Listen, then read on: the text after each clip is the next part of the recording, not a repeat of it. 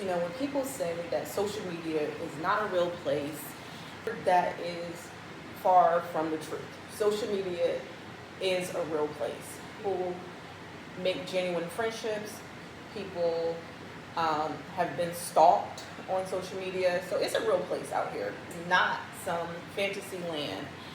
The thing with social media is that the same behavior patterns that we see in the real world also exist on social media, and sometimes people are able to cover those behaviors a little bit more because it's such a wide world of being able to access information and content. Just makes it a lot easier for people to exhibit behaviors such as lying, right, and pretending. We've been using this term grifters in certain communities where people are posing and pretending to have more expertise, more knowledge, more education than they actually do have. And so that does make it a very dangerous place. And then when we talk about platforms that give these people voices in order to encourage the masses of their social media following that this person is an expert, that this person does have this education, and then it becomes then kind of this really blurry type of line, because a lot of these platforms will then try to claim like, oh, it's entertainment and it's not real life. So it is like that fine line between what is real and what is actually entertainment.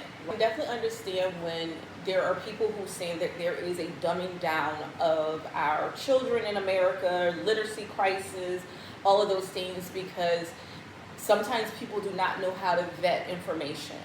This is why, it's so easy to fall for certain scams.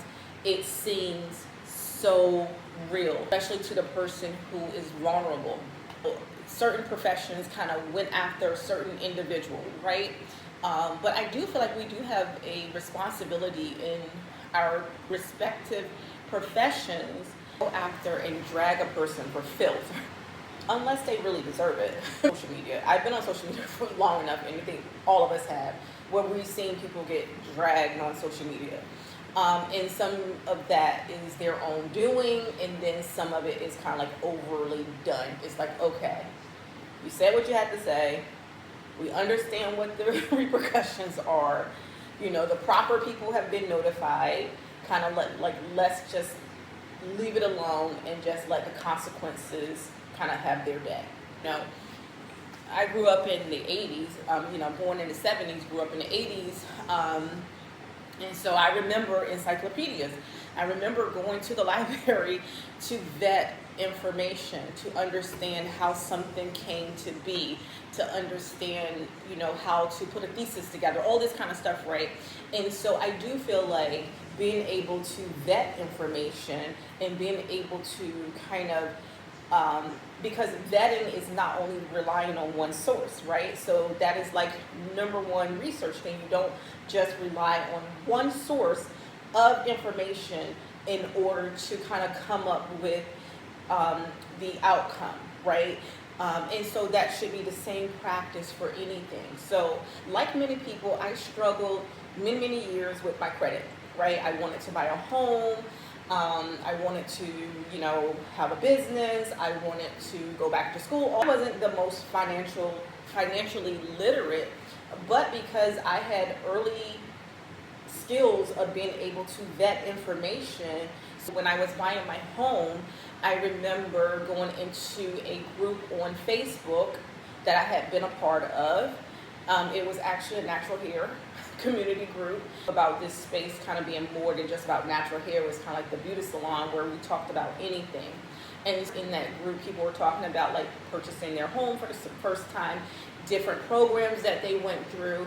And so I spent a good chunk of my time just, reading certain posts when it would catch my attention, like, oh, they use that program.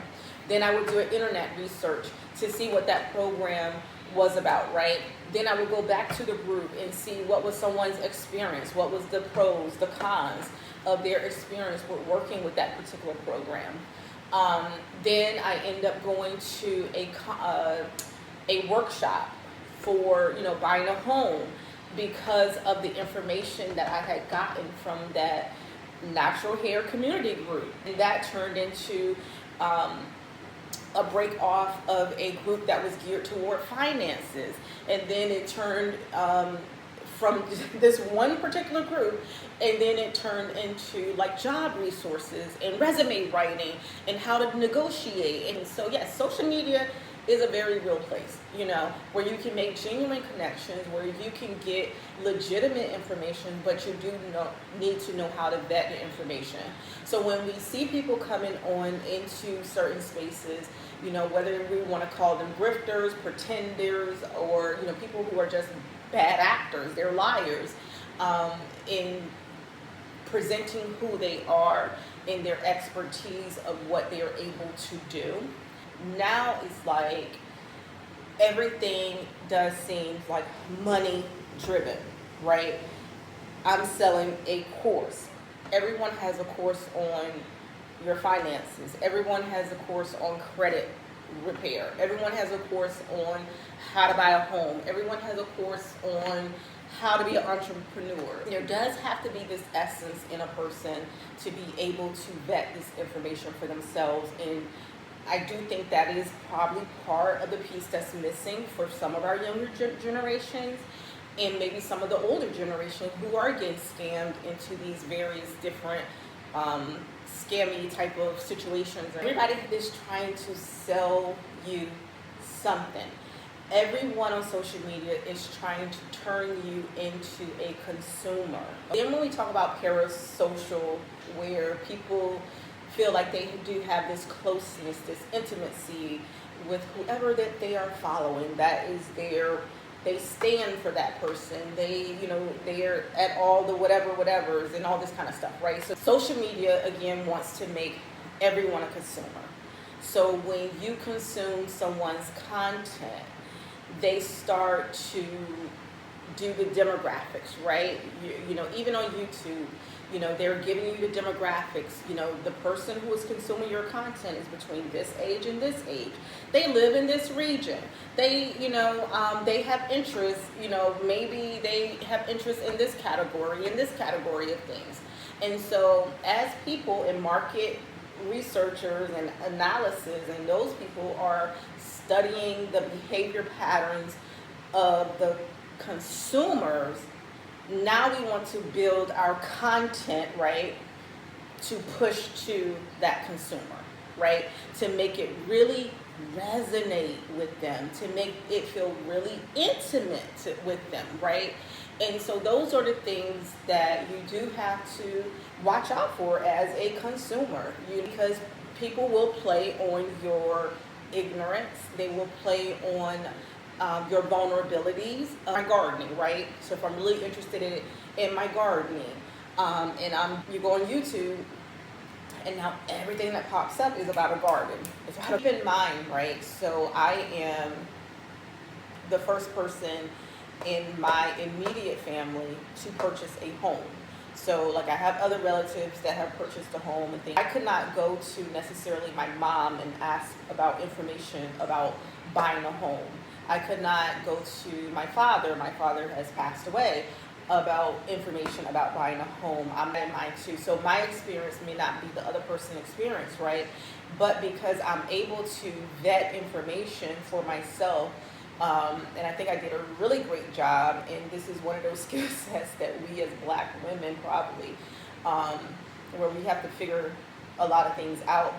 I was the first person to graduate from college, in my immediate family. I was the first person to buy my home, first person in my immediate family to have a business. So there is a lot of figuring it out, and I did not have a lot of resources.